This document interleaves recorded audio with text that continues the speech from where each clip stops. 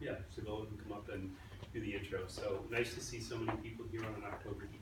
Thank you all for coming. Thank you. Hi, welcome. We're so glad to see you here, and apologies again that we were nibbling next door. So I have the great pleasure to start our evening and introduce these two California boys that we brought together and actually met each other prior to this exhibition, which I thought was really interesting. So I am not going to spend a lot of time introducing them. They both have very interesting backgrounds, which you'll hear more about. We talked about tonight that we would decrypt the visual narrative.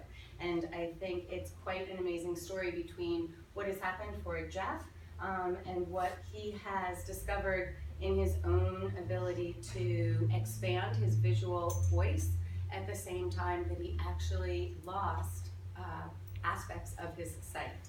And he will go into more of that in detail. And Josh is also a photographer, but is a neuroscientist. And I loved, and I had to write it down, because your whole research background was the computational processing of spatial navigation.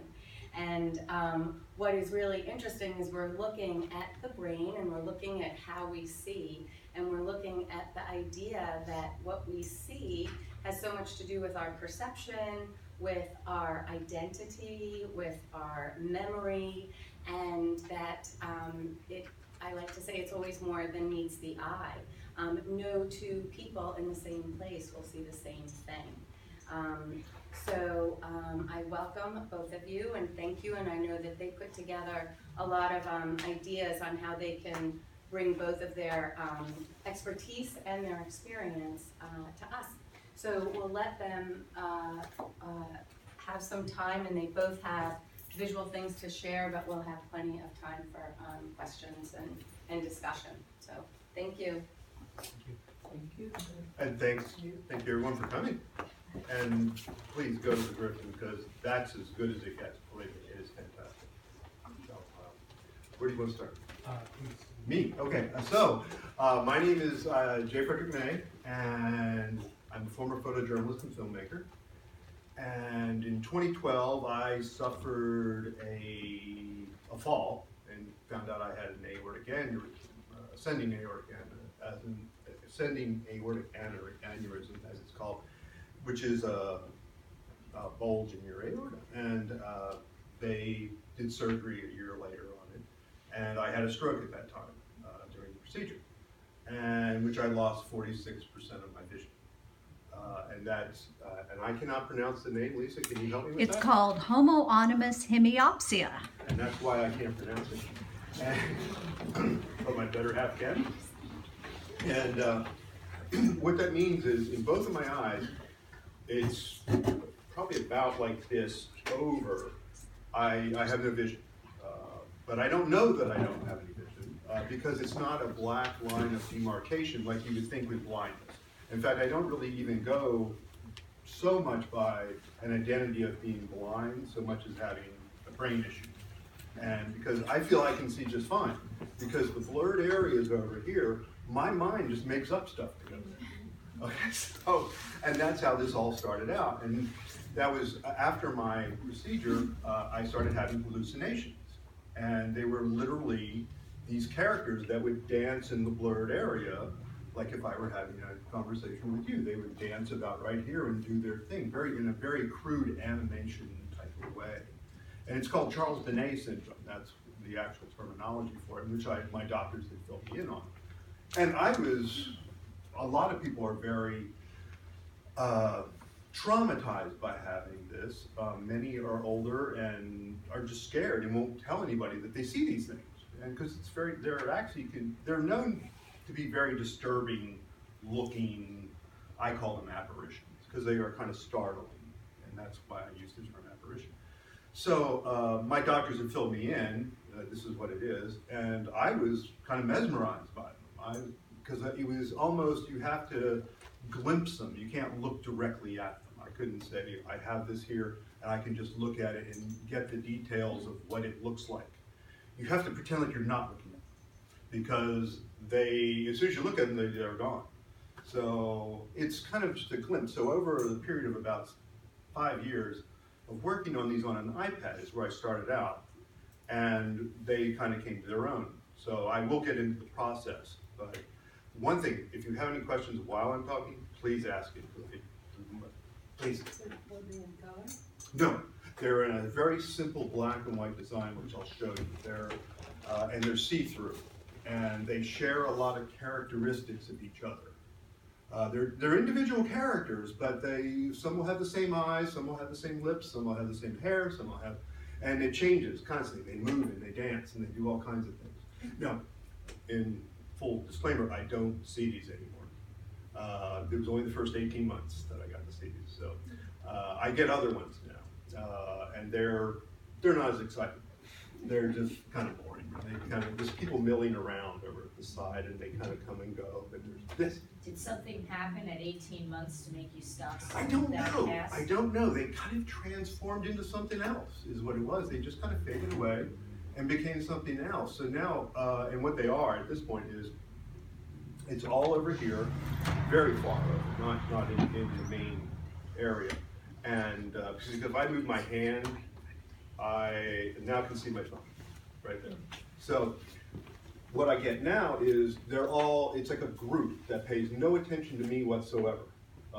They make no sound, they just mill around, and they change month to month. They could be skateboarders one month, they could be Mardi Gras band members another month, wearing very long pink and violet, the marching band outfits, but they don't have any instruments. They're just kind of standing there milling around. I don't know why. And they never pay attention to me. And they come usually at night now, very late, when I'm very tired. My brain is tired at times. And that's what brings it on. When my brain becomes very tired and fatigued, it will bring on these things. And that's how it comes. And that's really my main disability is I've had 3 strokes. So it's, that's what really takes the most of the toll on me. The vision part for me was always just a workaround because I never really lost all my sight, but I could see something, so I can work with this. But it wasn't until years later I found out what brain deficits I had from the strokes. But where should we go now? A process, or what do you think? Any questions on any of that?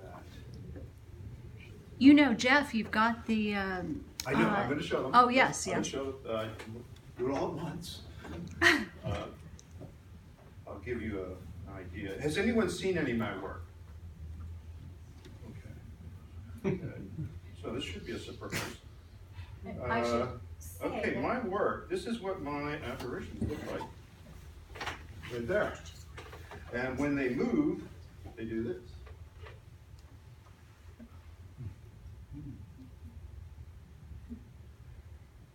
They do not have the rebate edges, the black lines. That was my aesthetic choice at the time. But that is actually how they move. It's very realistic. Now, if I stop it on a particular image, like that, you'll see the characteristics in here, which go on from one to the other. See, there's similarities. And this is the behavior they will always take on. Do you want to add anything to this, Jeff? From a neuroscientist point of view? I'll follow up on it for sure. Okay. But I didn't experience. Okay. Okay, but it's Yes, sir. always in the form of people. It's not shapes or geometries or lines or designs or. No, I only ever had one like that, and that was my very first one. It was at Cedars-Sinai when I went into they put me in a different room, and I closed the bathroom door, and there was this huge Christmas tree next to me, and I thought that was very weird. And so I saw that, and then I was like, okay, well, I kept looking back, and it would be there, be gone, be gone. Okay, well, I was still on a lot of drugs, so we just gonna let it go. And but I kept having them, and Lisa, my better half back there, she would walk me around the floor, and I would tell her what I was seeing over at the right, because we were just discussing this back and forth. This is before I had talked to the doctors. That's when I first discovered them. And I said, I'm seeing this stuff. I got ladies with mink stoles on there, dancing around red convertibles. I think they're from Eastern Europe. I don't know. I got bunnies. I got all kinds of stuff happening. Well, I said, don't tell anybody because they'll never let me out of here. So Lisa immediately ratted me out, and the doctors explained what they believed was going on. The neurologist came in. So it was kind of interesting at that point. I was pretty much into it. And the only other inanimate object I've gotten, which isn't a real object, is when I walk in the mornings, when you have the sun to your back, I will, if somebody were to jog past you, you would see their shadow come by. Well, I'll get just the shadow, and then when I look, there's nobody there. So it's like the running shadow a lot. And I do get on my iPad, late at night, if I'm really tired, I'll be in bed, looking at this like most people do, and I'll get what we call it the hand. And it just kind of comes in and grabs the iPad. So that's a little startling. But that's probably the only thing that's, for me, was a little disturbing and not really just the face it's happening. Where we got this? Okay. So anyway, this is one of my single images. And this is where I started out when I first met Paula at Filter Photo. And these were just strictly digital images at that time. Come on back. Keeps going to sleep, sorry. So I met, yeah, and these were in just digital form at this point, where I created them on the computer. And I should probably start there and go over my process where I started out. So I started out with an iPad, not this one. It was just the regular iPad 1, and I had that after my surgery. And it was just, I really underestimated my recovery time. Takes a lot out of you, open heart surgery. And I started messing with my iPad. Just, there's all kinds of fun apps on there and things to do. It was just a doable thing. And I started working with glitch programs. Does anybody know what a glitch program is? Well, a glitch program takes any type of digital data and you put it in there and it just mixes it all up and puts it back in another form. And I started playing around with those, and I had known how they work, and there's many different types of way to do that. And I had mugshots because I collect vintage mugshots, and I used a few of those, and I was getting good results with it. You're just playing with the app on the iPad, and I did more and more, and they ended up being a body of work. I never even set out to do that. That was never the intention at the beginning. It was more of a subconscious body of work that accumulated. And they were pretty much my apparitions that were coming to life in their own way. I just kind of was, working them. I just call it riffing on them, actually, just kind of working with them. And how they're created in a program is they're really just a binary moment, I call it. They're like a binary moment as in a computer moment. And it's just something that occurs on the screen at that moment, and either you save it or it's gone. And the majority of what I create is gone. I just let it go because it's not worth keeping, but I end up, the ones I keep, which could be in the hundreds to get just one that I like, that it just takes a lot of time to work it out and through the app. But you're still just left with an app on, an image on the computer basically, or on the iPad. So that was where, after I was going to Filter, I had 11 reviews there, and all went very well, but I had to take them to another level. I had to make them mine. There was still just something on the computer, and they weren't on their own. And that's where I ended up making a digital negative from them. Does anybody know how to make a digital negative? Okay. The digital negative is made on the computer, and it's printed out onto a film, and it looks just like a negative. And you know what? You actually even have a video of this entire I do have a process, video so of that. you Thanks for know. reminding me of that. Yes. Because I would never thought of it. And let me see if I can find that. But what I do is I make the negative, and I probably should play that. This would be a good time. Yeah, let's get that. Where did it go? It's right here. There we go. And hopefully this will play correctly. With no sound, it has no sound. Yes, this is the first one. This is how they're made. This is the mugshot, and I rarely will show what I use for an image. Like you saw where it started out as a plain mugshot. I don't like people to really look at that, because I don't want them to associate what they saw of any of the images with anyone. I don't want to say, oh, well, that's so-and-so and you just did something to it. I want it to be something that no one recognizes, because they're very unrecognizable to me. And they should be somewhat startling when you see them. And that's where I come. So my process starts, and it just keeps working the image. And you see where it goes, like this. It keeps going from the original, and there. And a lot of these are really good. They're keepers, you know, and you'll see where we end up. And it becomes a negative, just like that. And that's me in my tiny darkroom. Well, no, I'm not in the darkroom yet. I am now tracing the negative onto the paper. I trace the negative. I should stop that. It's faster than I remember. I have my negative, and now I put that down on a piece of watercolor paper, and I trace out where I want the image to be. And then I coat it with cyanotype sensitizer. Does anybody here work with cyanotype? That's great, isn't it? It's just the funnest thing, because it's really a clean process. And you have water and just a little bit of hydrogen peroxide, maybe some washing soda, and that's it. And yeah, and water. So I really like that, and I never worked with it before. It was so friendly. I just started making all these prints, and I realized that was my way to really bring them to life. And they became their own after that. Because they just took on their own character, and they're no longer just these binary numbers to me. So as you'll see,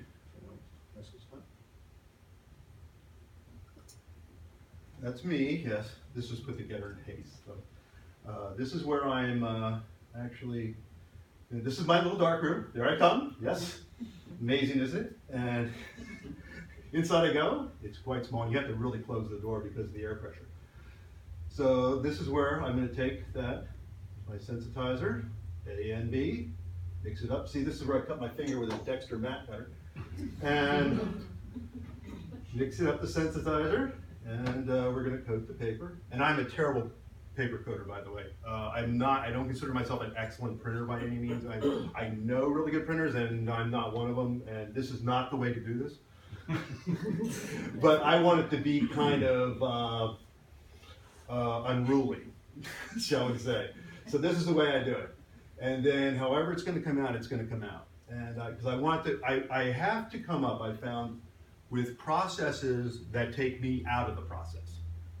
Okay, if I were to just paint it directly like I think it's going to be, it's not going to work. But if I can create a process that is going to create a moment, two moments that will make into a third moment. I don't know if that makes any sense. But I'm only part of the process, and the sensitizer is its own process. So that's where I feel comfortable with it. And this is where I'm going to expose. And I expose with a light box, but you can do it in the sun either way.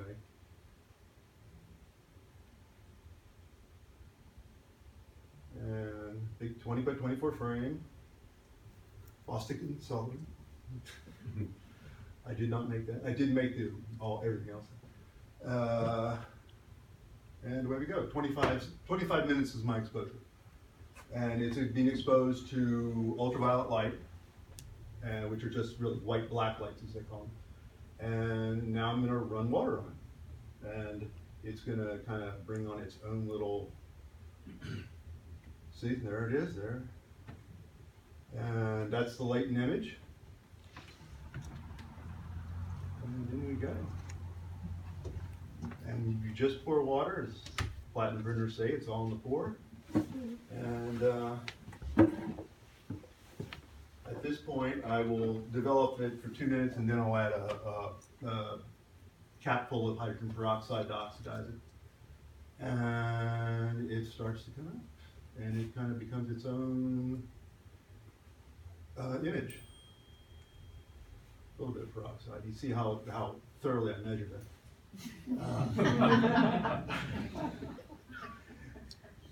And yeah. So then after this, I have this print, and this is my original intention here was, I was gonna show cyanotypes.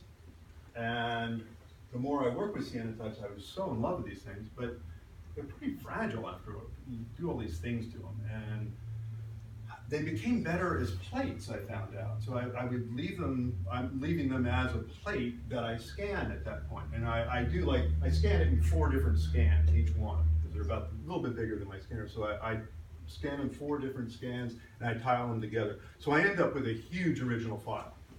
And so they're scalable to probably 8 feet tall to this big. And it works good. So that's essentially the process. Does that make any sense to you guys? Because it took me a long time to get there. And Sibylla will know that, you never even saw the prints till they got here.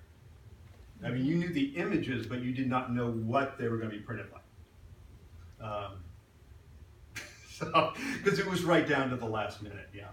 So my choice, though, in the end, was to go with a digital print as opposed to the cyanotype, because in this day and time, there was just no way I could justify going with the cyanotype, where the digital printing gives you so much more latitude, so many more options. It's friendlier to print with, and that's just my opinion.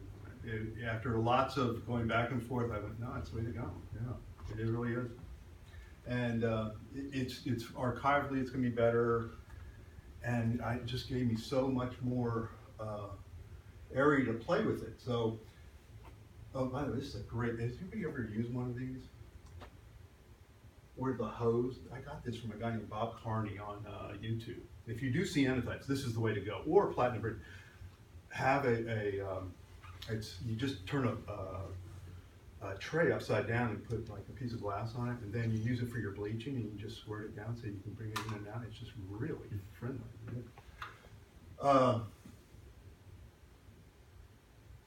Okay, so we're in the scanner, and you guys know what that looks like. So there it is. That one's going to be 2 scans. But any questions on any of that? Because I don't speak all that clearly all the time. No? Okay. Can I ask about the character? There's a nice print out of my new printer. Yes, I just got a 44-inch printer, so it is. There's me. Yeah. Yes. Oh, I'm sorry. I didn't see I'm you. curious about your characters. Oh, sure. People that Mhm. you're seeing, and I'm curious about memory Mm-hmm. and the power of suggestion. Okay. Because I was in the car yesterday or today, and I was hearing this person, psychologist, talk about that her whole research is on how you can convince people that something's happened that didn't happen, Mm-hmm. right? Yeah. And so I'm wondering about this whole idea that you've seen these mug shots, you've been collecting them forever, or however long. Right. And that, you're a visual image maker, Mhm. you've been seeing these things, and then something shifts in your brain, Right. and it gets populated by these people, Yes. or these parts of people That's correct. that you've seen already. I hadn't seen already. I only chose to use the mug. One, I like mug shots. I got to think about mug shots. And I love the style of just the older type mug shots. But I only used those because they were headshots. That was the main thing. I didn't really care what they looked like then. I just didn't want to look anything like that. I was more just concerned with the figure within the frame, just the head. Because mainly what I do when I glitch them or when I take it into Photoshop, I don't do a lot of compositing. That's a little confusing part of it. It seems like, oh, I just composite these together, but that's actually not correct. The only compositing I do is when you see the multiple frames come together, and those are literally just a digital frame, and I've marked it as a dark color blend or a light color blend, and I literally put them over each other until they form a new figure on their own. And because I have a group that is just one rebate edge around them, and I consider those to be kind of the nucleus of the family. you know, they're the original parts. And then from those, these other images are built from those on top of it. So I ended up, there's actually 288 of these different ones. And that's where I stopped making. Is that 288 or 244? 244. 244, I'm sorry. Similar. But yeah, yes. Is the software that you used initially on the iPad, is that just like a random number generator, just moving It's bits around? a lot of these were done with Decimate. It's DECIM and then an 8. It's called Decimate. It's a lot of fun. And there's another one called iGlitch, and that one's a lot of fun. It does video as well. And then there's other ways to do it as well, is what's called code injector, where you're going to inject code into, it's called Hexfene, you're going to inject code into the actual image itself. You get go in, and what it does is it brings up the image on your screen as numbers. And this is done, it's really neat the way it does. Has anyone here worked with Audacity, the audio program? Mm-hmm. Okay, what you do, Audacity is a free program you can download. And what you do is take any picture and save it as a RAW file. And you import the JPEG or whatever it is. You're going to import that into Audacity, which is an audio program. Okay, and you're like, oh, what's with this? And then we're going to like do all types of effects to it, but are audio effects. But we have no idea what it's doing, you know, until I then export it as RAW, and then I bring it back to life as a photograph, and you see the did. Yeah, and sometimes there's nothing there. Yeah, it's completely destroyed the container. Because I don't know if you know, photo images as a JPEG or a PNG or whatever, they're in a container, and JPEG is like a container that all the data is in. And when you destroy the container, there's nothing there. Or if you can, there's the head and the tail also to the code, and if you destroy the head of the tail, nothing will work, and you just get nothing. And so you don't want to, you want to be in the middle working on it if you're going to do code injection on those things. And in code injection, it sounds really like complicated, but it's not. You just go in and because the picture comes up as all numbers. And it's like you just go and start wiping out areas. And then you can go find another picture and you can bring it up, and I'll grab all the numbers from that picture and throw it into this picture just to see where we end up. And then when you bring it up out of as an audio file, it becomes a picture file again. And it's, oh, well, that was interesting. What if I did this? So it can go on forever. I find those things to be, I can be pretty OCD about doing stuff like that and just do it like endlessly, you know, watching 6 Feet Under or something. And so there's many different ways to do it, but still you just have a binary image on the computer at that point, and or the iPad, and you have to get it off. And my way of getting it off was to go digital negative to cyanotype.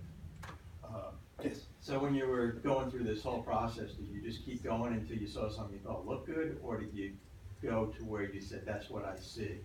I never felt that that's what I saw. That was never the intention. I was more based just on aesthetics. Yeah, I just like the aesthetics I was getting out of it. Mm-hmm. And then I at one point in 2015, I said, wow, this is like all my hallucinations. It really wasn't until 2015, was it, Lisa? That Yeah. you were connecting those dots on that? Yeah, Subconscious. it was really subconscious, and it's Yeah. interesting. I know, Josh, you can probably speak to this, but what's kind of cool is I think if he hadn't had the stroke and so the disruption in his brain, he wouldn't have been able to see those disconnected Right. visual moments, which is really kind of a gift. Because your visual, well, you might as well explain that. You're a neuroscientist, I'm not. I will get to it. Okay. Josh knows why all this stuff happens. Sort of. But I must admit, I am considered legally blind. I cannot drive a car. I shouldn't drive a car. I don't drive a car, but I think my vision disability is far more of a deception, is how I call it. It's more deceiving to me. I'm deceived by what I see, and that happens constantly. And that's how I cut my finger when you saw the thing. Yeah, the remaining of it. Is it the right side? It's the right side for me. But the left side's fine. Yeah, I'm actually with glasses on. My sharper areas, I can see 20/15. I'm very sharp in those areas. And, over here, yeah. Anywhere from about there over, I'm pretty good. Yeah, I'm pretty good. And even at distances, anything, I can spot that pretty good. But my bigger difficulties come from the strokes, though. And I would, mention anyone who has a stroke, you don't know the damage till much later. And, because really neurologists, they don't even look at you till about 6 months, because they have to let everything kind of settle. In neurology, it's such a slow process. You go to a neurologist and nothing happens. Okay, we'll see you in 6 months. Yeah, so it's very slow. So it wasn't until I had a neuropsychologist, I just happened to have the opportunity that they would do a full day analysis of me, and they were able to point out all my deficits that I had lost, and actually I may have even gained one. That was pretty good, so I don't know. I did really good on verbal math, so I don't know why. I got 100 on it, yeah. And, no, I am not known to do verbal math, no. But I did in that test really well, so he said, that could be predisposed if you were good at it before, and I said, I have no history of that, so but don't ask me to do math questions. Yeah, but I was able to see, particularly I'm easily distracted. I have a hard time carrying through on a full thought. I melt down quite a bit. Anyone who was at the Griffin the other night would know that. So, yeah, I do. I have a really hard time. My brain becomes very tired. I've had people, has anybody here ever had chemo? I've heard it compared to chemo brain, as they call it. And that's my bigger deficit. And you can see I'm kind of falling behind right now, actually. I'm sorry to say. The more data I bring in my brain, it just tires it out. I can't, it doesn't know when to get rid of the information. And that's kind of what brings on the apparitions, is that my brain brings in so much data over, and it thinks it's supposed to remember all this stuff. It says we have to fill in this spot, and that's why they're generated. And it's just an arbitrary thing. Has anyone ever here watched Monty Python? Okay. In the very beginning and in the end and in between of Monty Python, Terry Gilliam did these amazing animations. And that's where, that was my first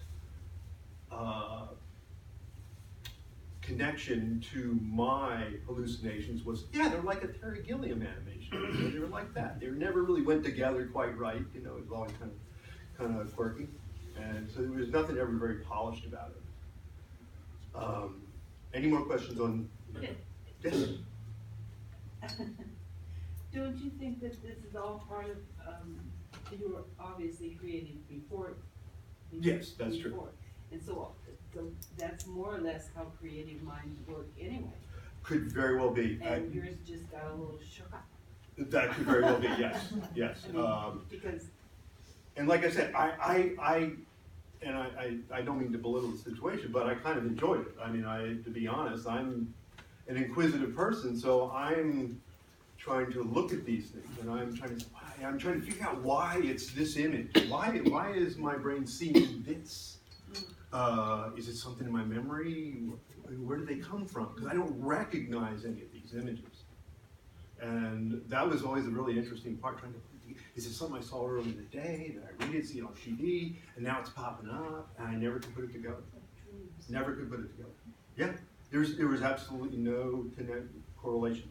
Wasn't even a stress thing, or, yeah, it was so arbitrary. Yes? So do you hang out and watch them now? Like, where I you kind do, of relax actually, in a into sense, it and you just kind of go in a with sense, it? yes, that's so kind of true. Now when I get just the peripheral people over here, I use the term, William de Kooning called himself a slipping glimpser one time. And I don't know what context he used that in, but I feel like a slipping glimpser, because you're just taking a glimpse at them. Just kind of, you can't look directly at it. because it goes away. So you're just kind of trying to, Sneak it. yeah, it's a challenge, and it's just yeah, it just happened to be in pretty much over a 5-year period, and it culminated in probably 2015. I had been working before that. Lisa and I were running a production company and doing commercial film work, and it was in that time between 2012 and 2015, I realized I could no longer do commercial work, just because my strong suit as a photographer and even as a photojournalist was always that I could run and gun, as the term goes, and move pretty fast and pull it off. And I can't do that. You know, it doesn't happen. So I get lost in digital menus. I just get lost. I have to when I shoot something, I have to literally relearn the camera every time. Yeah, I just can't remember it, and it's hard. That would be the most difficult part, I think, for me. It's really not the vision as much as it is. Because one, I'm not totally blind, or I understand people with serious vision challenges, but mine is more the brain. Jeff, can you bring up some more of your work? Oh, yes, I'm sorry. Yes. There's a nice cyanotype up there, but I think Right, that's exactly like my first one.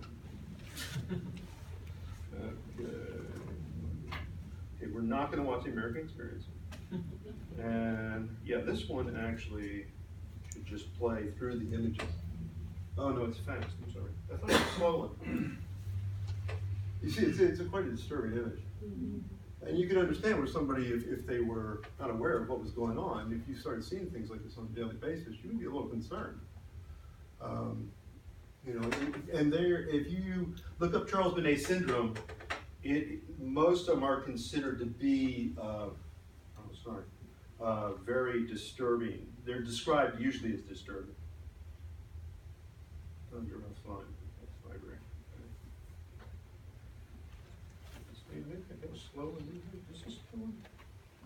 I have one that just had the images coming up real slow. Yeah. Yeah, that's it. Okay. So it'll go through all 244. And these are still in the digital form, which is these.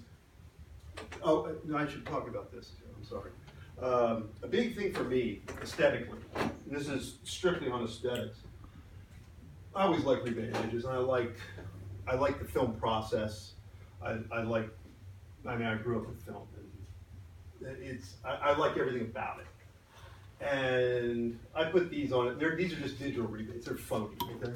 And I don't know why I put them on there, but I did. But now it made sense, because now when I take the cyanotype and I make the cyanotype, I draw out the sensitizer. Well, what I literally have is the end product. This is kind of the beauty of, to me, and this is like a really inside baseball thing, like probably no one cares about. But I end up then with a real rebate edge that is a cyanotype, which I have drawn, but on the outside of the black line and the inside of the black line is a digital rebate edge. And I love the fact that the two are married in one particular process at one time. And you would never, that was just the clash of digital and the analog, and I really get into that. The other thing I do, these started out as really small files, they weren't like big files at all. And so what I leave all the digital artifacts in there, JAGs, everything. You know when you make like a really low res print and you bring it up and it's got JAGs and it looks horrible? Well, I learned to love that.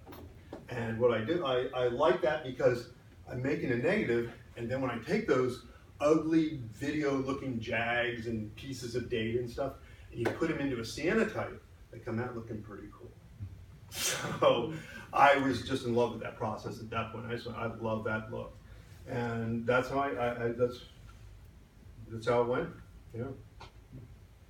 So I love the idea that I end up with a process that was discovered in the 1840s, and it is on the same piece of paper with a digital, the same line is also a digital line at the same time. It was done in 2017. So that's important to me. But any questions? Other questions on You guys have the process down? We're gonna do this afterwards. Do you want me to jump in and mention the breakdown of it? We actually, my work with Jeff, I met him in Chicago as well, and was to try to whittle down some of these pieces to see what we could put together. And that's when I saw, firsthand, learned a lot about this process and just how experimental he is and creative, and how he took a limitation and actually just kept expanding it. And one of the interesting things, Lisa, Jeff and I would work together on Skype. They're based in Palm Springs, and we tried to narrow down, and Lisa and I could recognize similarities in places where Jeff couldn't. Yes. Where I could say, okay, these two are talking the same language, there's enough in here that feels the same. And so we kind of worked our way through, but it took me a long time to understand his process. So as we got close to the show, a couple of things happened. One was you have to make all those decisions on output, like, are we going to print it how big? Are we going to put it in a frame? And all those decisions are so unique to every process. And we all like the square, so we were like, okay, let's go with that. And we like the paper. And then we liked this paper, and then it was the idea of a wide border was another good thing. Then we wanted to go into not containing it, because it felt like it was such an expansive process. It felt weird to put it in a frame itself and put it behind glass. So you'll have to go to the Griffin to see it hanging, because it's beautiful, but it is without glass, and it is simply hanging with two metal pieces.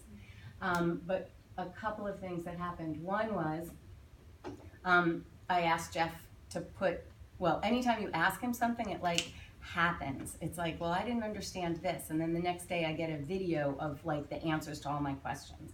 So when we were getting ready for a gallery talk, videos came together and a 16-step, this is my process. So I copied that, if any of the photographers would like to know it. Yes, please. But the comical part was the very last output. It was like, okay, let's print this, and we work backwards from a show. This is when we're gonna hang it. This is when we'd like our prints, and now let's go. And we agreed on this date. And then you work with Jeff, who, as you can see, just follows his curiosity, and that curiosity went up I to, overpromise what I can deliver.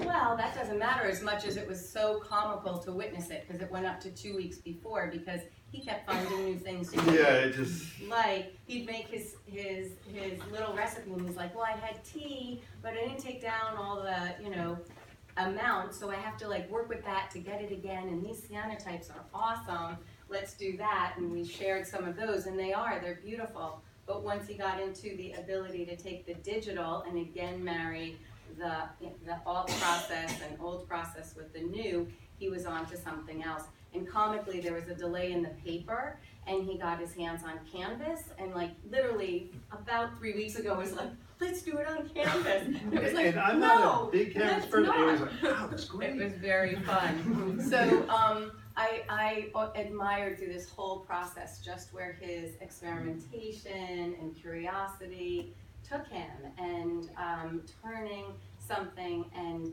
literally letting the art speak to him.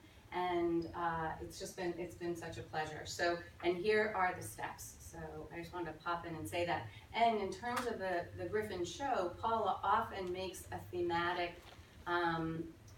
aspect to what she shows. And so if you go to the Griffin, there are several galleries. There's a main one and two smaller ones. And so Jeff is in one of the galleries alone.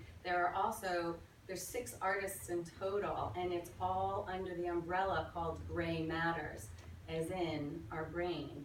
And all of the artists are working with memory, identity, perception. And what was really exciting was on Wednesday, the opening, artists came from, it's ironic, but everybody was from warm weather, most from California, some from Florida, from Miami, and they all spoke about their process, and none of them had met before. And it was incredible to see the synergy. And it's just an amazing show, an amazing compilation. And even if that isn't enough, there's more online exhibitions that support the same theme. So I just want to let you know that those are here if you want them. And I know that Josh is also going to give us a whole other Oh, you want to do the? expertise as well as insight. And just while they're switching, I will put in a plug for something else, just while I'm thinking of it, which is if any of you are interested in alternative process stuff, on Saturday, November 4th, is that right, Ann? We are doing a Zeotype workshop here with Ann, who is a very formidable person in the alt process world. So she's going to be teaching a workshop on the Zeotype process, which is similar to platinum. It's a Palladium process. So It's an awesome class, you have to take. Thank you, Ken. It is a lot of fun. You must have the chemistry. I would love to do it. There's Great. Fly back out. Come. I can't. We actually have a great video. So we time-lapsed her class last time, and it's so much fun to watch because it's similar to Jeff's video that you watch magic happen. She probably does a lot more than I do. She cringed with your little It's a different kind of droplet. magic. you know. Okay, are we good? I love the series.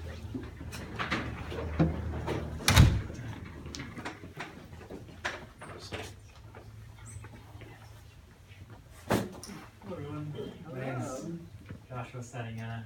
So, as Sid had mentioned, I'm a trained neuroscientist.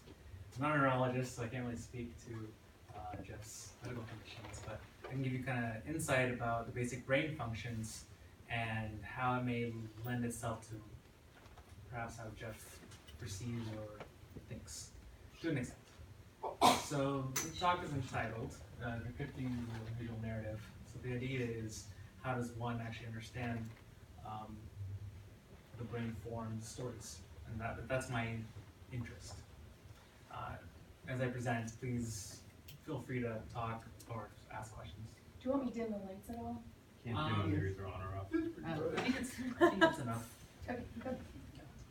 So I'm kind of speaking to Jeff's apparitions, or even the Charles Bonnet syndrome. You know, the brain generates information by itself.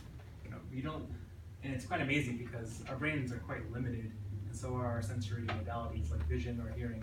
We can only see 1% of light, and we can't see in the dark. You know, a lot of animals can see the dark. We cannot. And we have these huge blind spots in our visual fields that are about as big as a full moon, and we don't even perceive them because our brain fills it in automatically. And even then when you get into more higher cognitive functions like memory formation or just thinking about your past, it's only based on a true story. Your memories are just an imagination. Your previous sensory experiences impinge upon your brain, and they create an architecture within it, but when you recall it, it's not the same experience. It's actually always little bit different. It's just a little bit different every time. And in fact, if you're ever to recall something, say in this moment, let's say you've been here before for another talk. I might want to just add, I was actually tested on that very thing. Yeah. Where they showed me a picture, Yeah. and I was able to trace it, literally trace it and draw it, and then they said, that's great, and then 30 minutes later, they asked me to redraw it, after we'd done something else. No, draw that picture again. And then we did that maybe 10 times throughout the day, and it's amazing how it changes. It does. Yeah. Always like a little. If you've ever been here for another talk or anything like that, you can remember the last experiences, say, compared to this experience. And if I'm telling you, remember that right now, you're going to actually be integrating information of what's occurring with your past. And that collision of present and past is just going to change your memory. So every time you recall something, you are going to change that memory. So remember that your memories are not actually stable. Also, you know, we infuse objects with meaning, right? This is 3 circles in a line, right? It's a face. And yet it's 3 circles in a line. We also make a lot out of. Yeah, we assume shapes, don't we? Yeah, what is this, right? It's a bunch of dots. Just a bunch of dots. Yeah. It's walking, of course. It has intention. It's moving around. The brain generates things that really don't exist.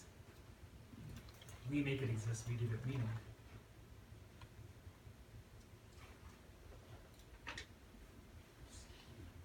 So, the overall question is, how do we take what we know about the brain And can things like art help us understand where the limitations of neuroscience or these sciences end? Okay. So this is not really a new thing, right? Leonardo thought about this quite a bit. He's actually a pretty good anatomist and scientist. And he tried to integrate visual processing with the mind and the soul. He wanted to find where the soul was, and so he thought it was in the brain, actually in the ventricles. And the ventricles are these open parts of your brain internally that contain all your cerebral spinal fluid, the nutrients of your brain that keep all of your neurons alive.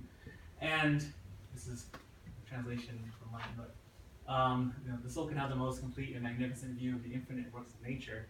And for him, the soul was in this third ventricle, which connects to the eye. So for him, the soul was in the back of the mind, and it saw nature.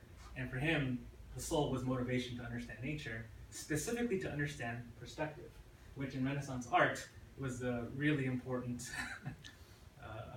aspect of the work. And that's how he justified his anatomical dissections, were pretty much a big no-no back then. And he used that information of science to enhance his art and to integrate the human experience, soul, mind, motivation, etc. That whole time, I mean, that whole period, like you said, there was big no-no. Not just, I don't know that a lot of people always understand that, but in that time period, you couldn't just declare yourself an artist. I mean, that was like not allowed. You had to be endowed as an artist. I mean, it was, or a scientist. You can't just, it was kind of touchy. Yeah. And he was popular at his time, which was useful. Yeah. So, in a similar fashion, neuroscientists want to understand how brain activity occurs and gives rise to consciousness and all of our cognitive modalities of motivation, memory, etc. Okay? So, the brain works in encryption. That is, sorry, this was a video, but I couldn't translate it onto the software. And what it shows are brainwaves. Anyone ever seen an EEG? Essentially a bunch of brainwaves, right? So EEG contains information. You can use that information with how neurons fire to predict a person's decision, to predict movement, predict trajectory, predict someone's navigation. And these are a bunch of neurons firing. So there's multiple ways in which the brain gives you information. But when you take information from the external environment, it's integrated